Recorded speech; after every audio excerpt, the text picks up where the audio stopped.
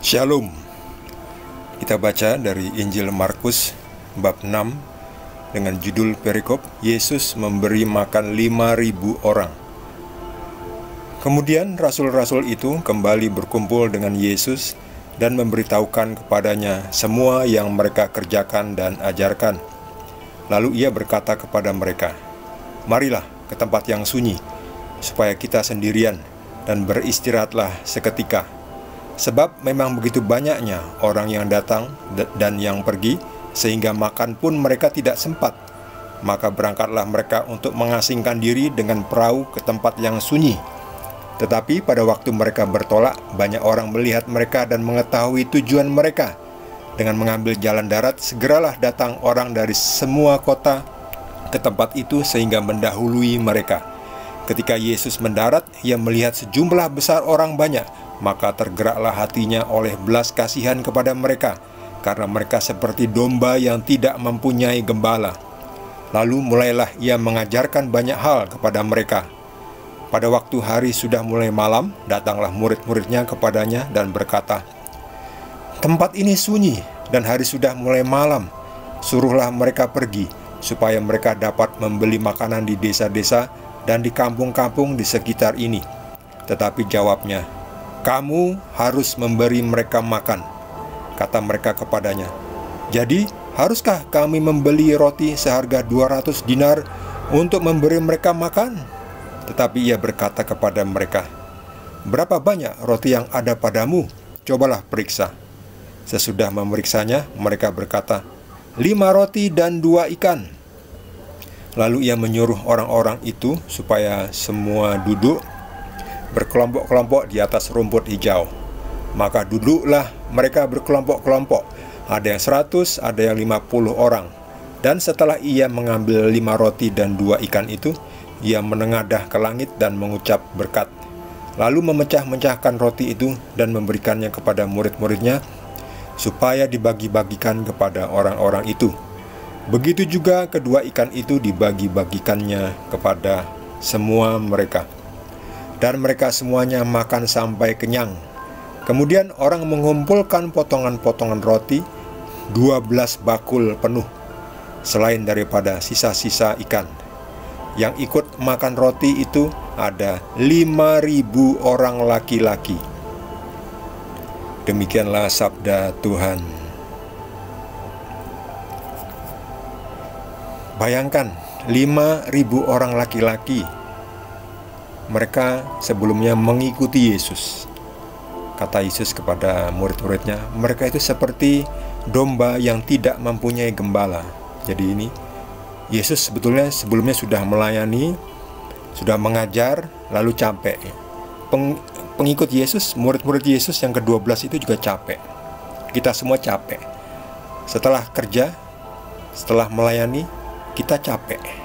Kita butuh istirahat, kita butuh tidur, kita butuh makan, butuh minum, butuh nutrisi, butuh istirahat. Tapi kembali lagi, banyak sekali tuaian, panenan, tetapi pekerja sedikit. Di salah satu perikop yang lain, Yesus berkata, "Tuaian memang banyak, tetapi pekerja sedikit. Mintalah kepada yang empunya tuaian itu supaya mengirimkan lebih banyak lagi pekerja-pekerjanya." Ya.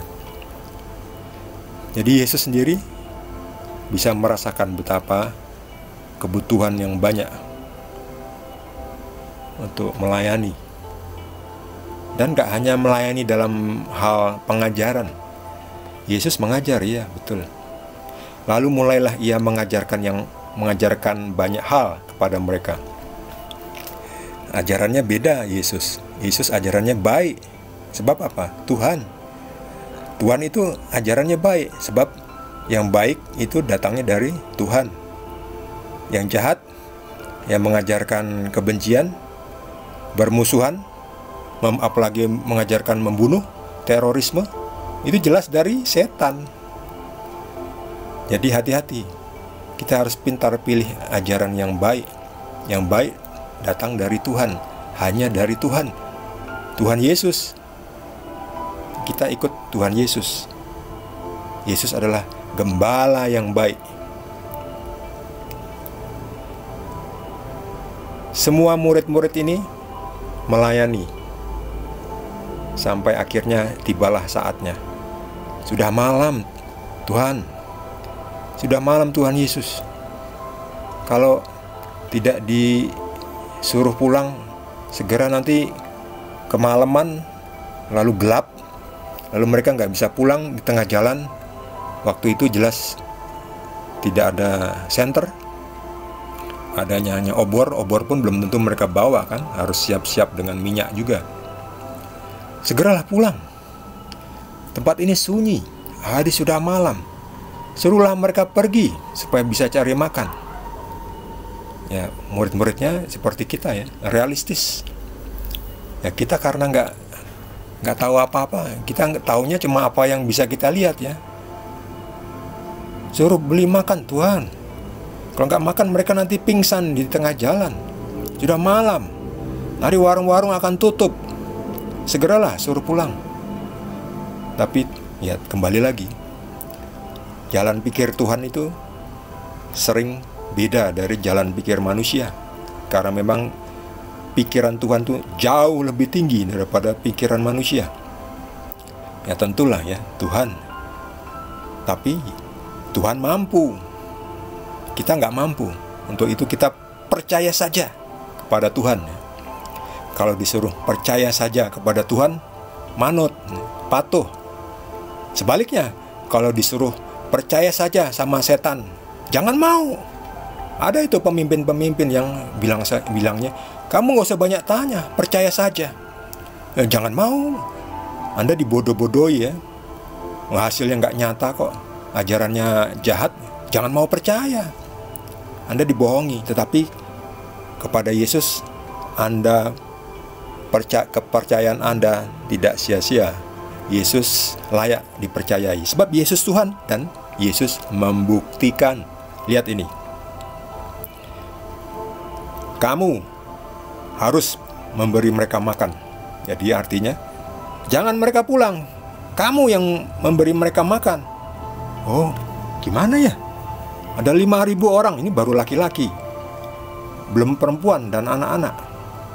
Apakah kami harus beli roti seharga 200 dinar? Ya nggak cukup ya. Itu pun kalau ada yang jual. Ya itu pun ya dibagi-bagi tipis-tipis ya, potong kecil-kecil ya. Kembali lagi, percaya saja kepada Tuhan. Tuhan ada, Tuhan Yesus, percaya saja kepada Tuhan Yesus. Kepada Tuhan Yesus, kepercayaan kita tidak sia-sia. Percaya saja. Coba cek berapa banyak roti yang ada padamu. Lalu ini ada seorang anak ya. Ini ada 5 roti, Tuhan Yesus, dan 2 ikan. Percaya saja. Lalu Yesus menyuruh orang semua duduk di halaman dan berkelompok-kelompok. Ada yang 100, ada yang 50. Lalu kembali lagi, percaya saja pada Yesus. Lihat ini, Tuhan Yesus mengambil roti, mengucap syukur, mengucap berkat, menengadah ke langitnya. Di sini Yesus menunjukkan keilahiannya, ketuhanannya, kekuasaannya, bukti bahwa Yesus adalah Tuhan. Memecah-mecahkan roti, lalu memberikannya kepada murid, lalu dibagi-bagikan. Kok bisa cukup? Bahkan ada sisa. Sisanya berapa banyak? 12 bakul penuh. Belum lagi sisa-sisa ikan. Padahal yang makan ada 5.000 orang laki-laki, belum termasuk perempuan dan anak-anak. Semuanya itu dari 5 roti dan 2 ikan. Kok bisa? Ya kita kalau orang yang katanya disuruh berpikir ya kita berpikir dong, kok bisa? Ya manusia nggak bisa. Jadi siapa yang bisa? Tuhan.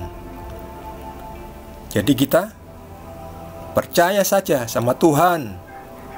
Ya benar, Tuhan yang menciptakan langit dan bumi ini, dan manusia juga ciptaan Tuhan.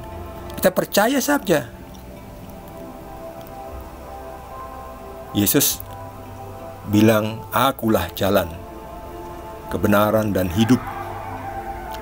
Tidak ada yang dapat datang kepada Bapa." Artinya, tidak ada yang dapat masuk surga kecuali melalui aku. Karena Yesus adalah Tuhan yang menjadi manusia. Dia adalah tiket kita. Percaya pada Tuhan Yesus, kita punya tiket. Yang lain-lain nggak ada. Ya, Tuhan yang menjadi manusia cuma Yesus. Nggak ada yang lain. Yang lain itu hanya klaim. Dan nggak nyata, nggak ada buktinya, nggak ada saksinya. Jadi kepada Tuhan Yesus, kepercayaan kita tidak sia-sia, iman kita tidak sia-sia. Yesus membuktikan. Jadi kita ikut Tuhan Yesus. Orang pintar ikut Tuhan Yesus. Gak ada lagi Tuhan yang lain. Kalau mau kenal Tuhan, kenallah Yesus. Dialah Tuhan. Tuhan yang menjadi manusia. Untuk apa jadi manusia? Untuk menyelamatkan kita, untuk berkenalan, untuk memperkenalkan Tuhan kepada kita. Ya, sebelum Tuhan Yesus datang itu, mereka terikat oleh perjanjian lama, hukum Taurat, ya, di mana Tuhan belum hadir. Jadi mereka pikirannya masih belum terbuka, ya, belum kenal Tuhan, ya, baru kenal hukum-hukumnya Tuhan. Jadi mereka sangat kaku seperti robot. Setelah Tuhan datang, Tuhan memperkenalkan dirinya. Akulah jalan, kebenaran, dan hidup. Ya benar, Yesus nggak hanya klaim, membuktikan. Akulah kebenaran. Oh, apa buktinya? Apa buktinya engkau mengatakan kebenaran? Lihat ini, pekerjaanku. Kalau kau tidak percaya kepadaku, percayalah kepada pekerjaan-pekerjaan yang aku lakukan. Betul itu. Nggak bisa melakukan pekerjaan yang hebat seperti itu selain Tuhan sendiri.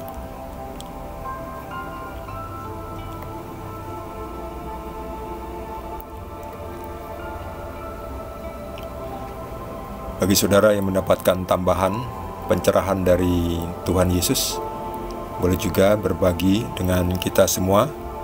Yang belum subscribe, jangan lupa di subscribe dan juga di like. Yang punya pertanyaan silahkan ditulis di kolom komentar.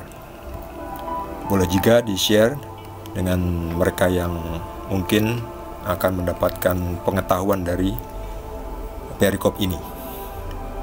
Terima kasih. Tuhan Yesus berkati kita semua.